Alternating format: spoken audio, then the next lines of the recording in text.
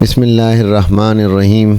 لقد خلقنا الانسان فی کبد، کہ بے شک ہم نے انسان کو مشقت کی زندگی میں پیدا کیا ہے، یعنی انسان کی زندگی مختلف چیلنجز کا سامنا کرتے ہوئے گزرتی ہے۔ خدا نے قرآن مجید کے نزول کے بعد اہل قریش کو تولیت کعبہ کی خدمت اور اس کے نتیجے میں جو معاشی خوشحالی عطا کی تھی، وہ سراسر خدا کی طرف سے ایک آسانی تھی، جس کا مقصد یہ تھا کہ وہ پوری دیانتداری سے توحید کے علمبردار بنے اور اپنی ذہانت، اہلیت، قابلیت کو توحید کو مدلل اور قابل فہم بنا کر دوسرے انسانوں کو خدا کے پیغمبروں کی پیروی کرتے ہوئے خدائے بزرگ سے جوڑیں۔ آج بھی مسلمانوں کی اشرافیہ کے لیے ضروری ہے کہ وہ خود کو صرف حصول دنیا میں مگن رکھ کر اپنی کاوشوں کو دنیا کی مشقتوں کی نظر کرنے کے بجائے اپنی زندگیوں میں سادگی اختیار کرتے ہوئے اپنی فکری اور عملی صلاحیتوں کو وحدہ لا شریک کے لیے خاص کریں۔ دنیا میں توحید کے پیغام کو عام کرنے کا کام ہی اصل کام ہے، وہ کریں۔ یہاں کسی کو یہ غلط فہمی نہ ہو کہ اہل توحید دنیا کی مشقتوں سے بچنے کے لیے راہبانہ طرز کی زندگی یا مصنوعی سادگی کی زندگی کو اختیار کریں، بلکہ ان کا توحید کے ساتھ لگاؤ اس قدر اخلاص اور سنجیدگی پر مبنی ہو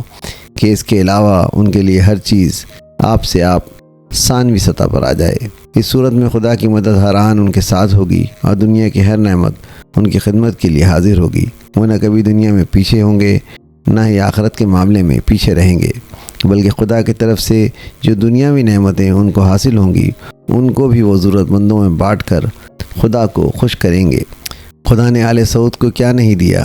ان کی زمین کو تیل جیسی نعمت کو دے کر جدید ٹیکنالوجی کی دنیا کی ضرورت بنا دیا، لیکن دیکھیں کبھی انہوں نے اس تیل سے حاصل دولت کو، جو خدا کی طرف سے ایک انعام اور آزمائش تھی، اس کو کبھی حق کے مطابق خرچ نہیں کیا۔ دینی حمیت کا تقاضا تھا کہ وہ حاصل نعمتوں کو خدا کی طرف سے آزمائش سمجھتے اور اپنی صلاحیتوں اور دولت کو دنیا بھر کے مسلمانوں کے غریب بچوں کی تعلیم، صحت اور ان کی بہتری کے لیے خرچ کرتے۔ اگر وہ ایسا کرتے اور اپنی اس دولت سے دنیا بھر کے کمزور بچوں کو باصلاحیت، اعلیٰ تعلیم یافتہ، کڑیل جوان بنا کر ان کے دل جیت لیتے، تو آج مسلمانوں کی حالت کتنی مختلف ہوتی۔ دنیا بھر کے مسلمانوں کے صاحب ثروت طبقے کا ایک ہی ٹرینڈ ہے، چاہے وہ آل سعود ہوں یا دنیا بھر میں ہماری باصلاحیت اشرافیہ، یہ کبھی حاصل نعمتوں کو شیئر کرتے نظر نہیں آتے۔ وہ حاصل نعمتوں پر صرف اپنا حق سمجھتے ہیں اور یوں وہ اپنی محدود پرتعیش زندگی گزار کر خود کو ضائع کرنے والے بن جاتے ہیں۔ وہ کبھی وتواصوا بالصبر وتواصوا بالمرحمہ، یعنی ایک دوسرے کے ساتھ صبر اور ہمدردی کی کیفیت سے کوسوں دور نظر آتے ہیں۔ اس پر ظلم یہ ہے کہ بظاہر ہمارے صاحب ثروت طبقہ دین سے دور نظر نہیں آتا۔ ان کی زبان پر صبح و شام دینی کلمات عام رہتے ہیں، مثلا سبحان اللہ، الحمدللہ، ماشاء اللہ، انشاءاللہ کا ورد ہوتا ہے۔ نماز روزے کے بھی پابند نظر آتے ہیں، لیکن ان کے دل نہ خود خدا سے جڑتے اور نہ دوسروں کے معاملے میں خدا سے جڑنے کی حقیقی کوشش کرتے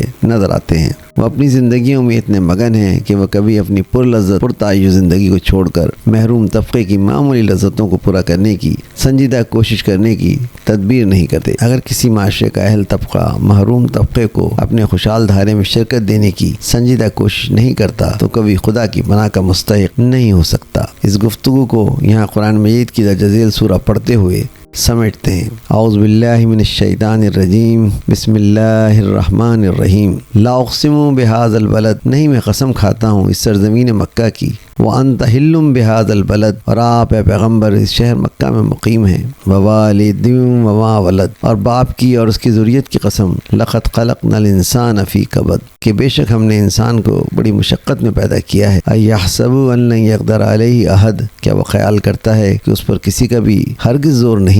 یقول اہلکت مالا لبد، کہتا ہے کہ میں نے ڈھیروں مال اڑا دیا۔ ایحسب ان لم یرہ احد، کیا وہ خیال کرتا ہے اسے کسی نے بھی نہیں دیکھا۔ الم نجعل لہ عینین، کیا ہم نے اس کو دو آنکھیں نہیں دیں، ولسانا وشفتین، اور ایک زبان اور دو ہونٹ نہیں دیے، وہدینہ النجدین، اور ہم نے اس کو دو راہیں نہیں سجا دیں۔ فلاقتحم العقبہ، پس اس نے گھاٹی نہیں پار کی۔ وما ادراک ما العقبہ، اور تم کو کیا معلوم کہ وہ گھاٹی کیا ہے۔ فکو رقبہ، گردن کا چھڑانا، او اطعام فی یوم ذی مسغبہ، یا بھوک کے زمانے میں کھلانا، یتیم ذا مقربہ، کسی قرابت مند یتیم کو، او مسکین ذا متربہ، یا کسی خاک نشین مسکین کو، ثم کان من الذین آمنوا وتواصوا بالصبر وتواصوا بالمرحمہ، اور پھر ان میں سے جو ایمان لائے اور انہوں نے ایک دوسرے کو صبر اور ہمدردی کی نصیحت کی، اولئک اصحاب المیمنہ، یہی لوگ خوش بخت ہیں، والذین کفروا بآیاتنا هم اصحاب المشأمہ،